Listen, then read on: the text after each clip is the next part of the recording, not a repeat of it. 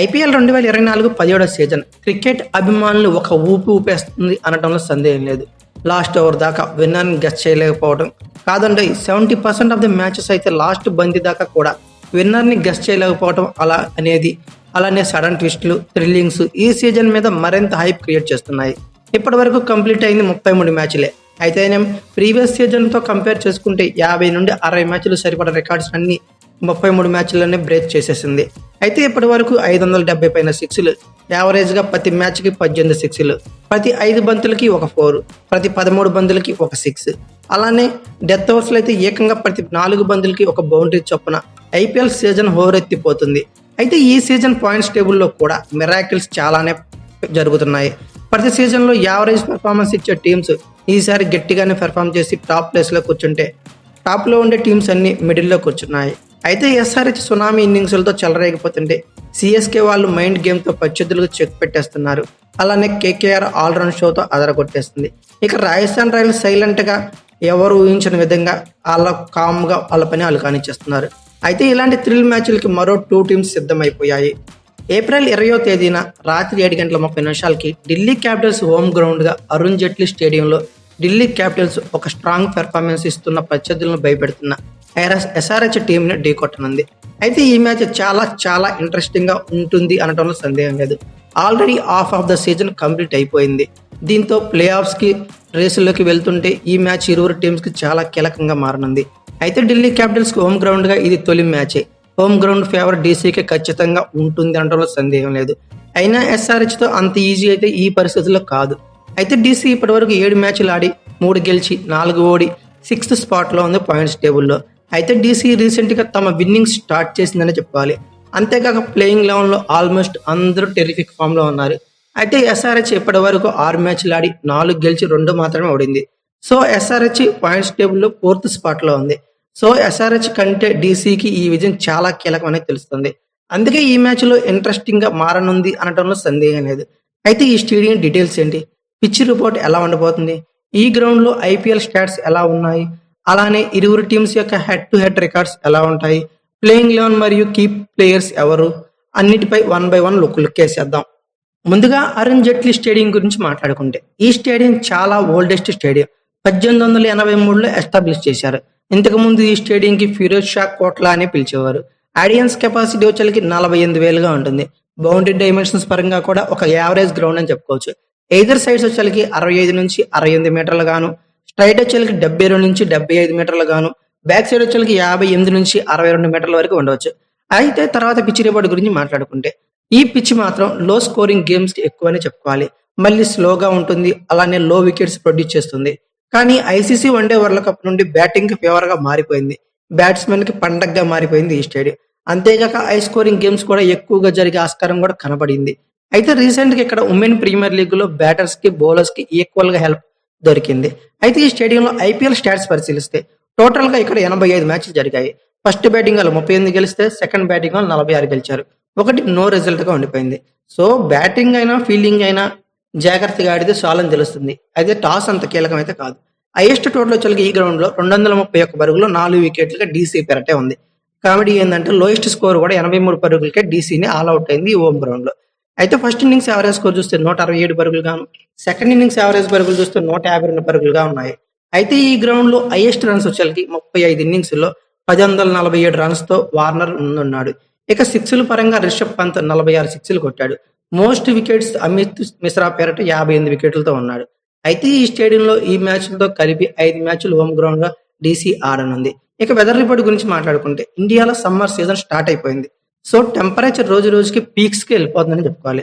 But night match కాబట్టి little bit కూల్గా ఉండే అవకాశం అయితే ఉంది. అయితే మార్నింగ్ టెంపరేచర్ పరంగా చూస్తే 37 డిగ్రీ సెంటీగ్రేడ్ నుండి 42 డిగ్రీ సెంటీగ్రేడ్ వరకు ఉండొచ్చు. మ్యాచ్ టైంలో నైట్ టైంలో 23 నుంచి 26 డిగ్రీ సెంటీగ్రేడ్ వరకు ఉండొచ్చు.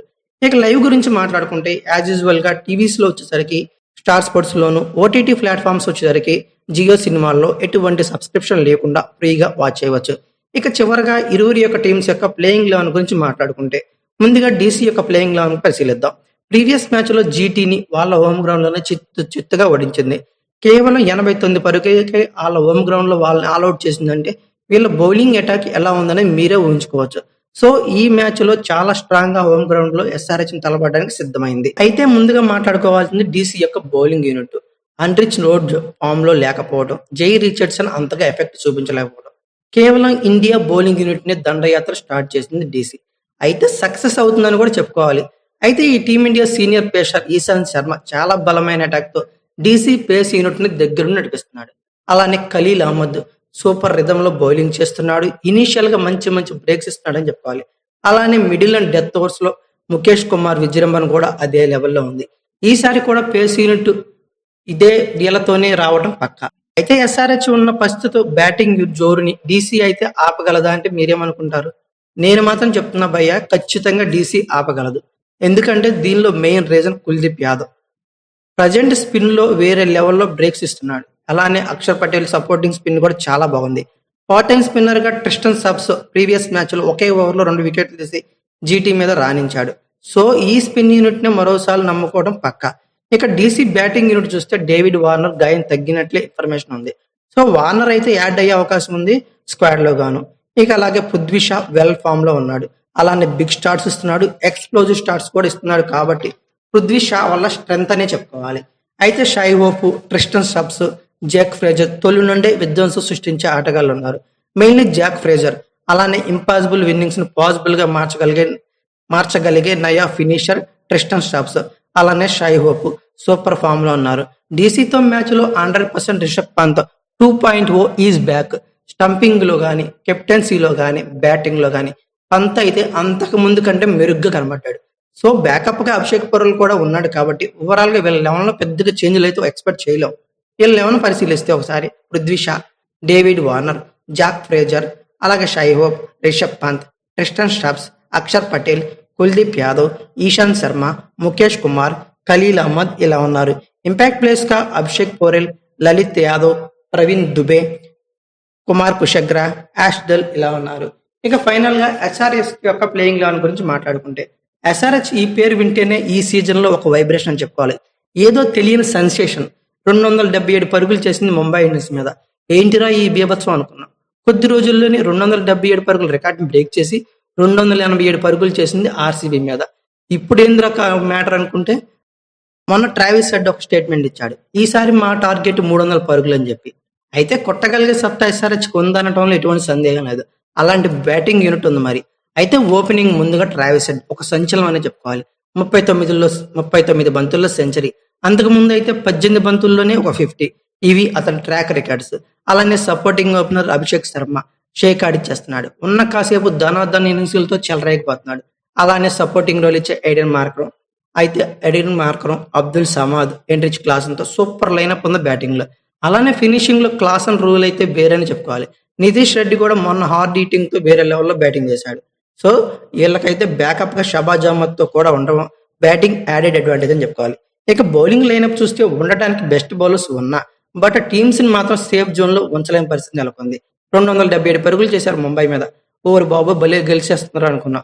ఆల్మోస్ట్ 246 పరుగులు చేజింగ్ లో ముంబై ఇండియన్స్ చేసింది. కేవలం 20 పరుగులతో మాత్రమే గెలిచింది. ఇది కొంచెం టెన్షన్ పెట్టే విషయమే చెప్పుకోవాలి.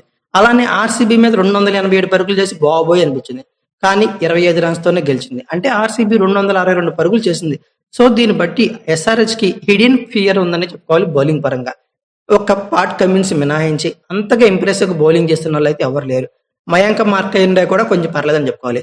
భువనేశ్వర్ కుమార్ కానీ, నటరాజన్ కానీ, ఉనాద్కత్ కానీ మరీ ఎక్స్పెన్సివ్ గా ప్రూవ్ అవుతున్నారని చెప్పాలి ఎకనామికల్ పరంగా. వీళ్ళు బ్యాటింగ్ లో రాణిస్తున్న, బౌలింగ్ లో కూడా డామినేషన్ చూపించకపోతే ఖచ్చితంగా డ్యామేజ్ ఉంటుంది. లో స్కోరింగ్ గేమ్స్ లో వచ్చేసరికి బౌలింగ్ యూనిట్ మీద నమ్ముకోవాల్సి ఉంటుంది. అయినా విన్నింగ్ టీమ్ తోనే వీళ్ళు ప్లేయింగ్ లెవెన్ లో ఆడే అవకాశం ఉంది. వీళ్ళ ప్లేయింగ్ లెవెన్ ఓవరాల్ గా పరిశీలిస్తే Travis Head, Abhishek Sharma, Aiden Markram, Heinrich Klaasen, Nitish Reddy, Abdul Samad, Shahbaz Ahmed, Pat Cummins, Bhuvneshwar Kumar, Jaydev Unadkat, T Natarajan ఇలా ఉన్నారు. ఇంపాక్ట్ ప్లేయర్స్ గా Umran Malik, Rahul Tripathi, Mayank Markande, Glenn Phillips, Washington Sundar ఇలా ఉన్నారు.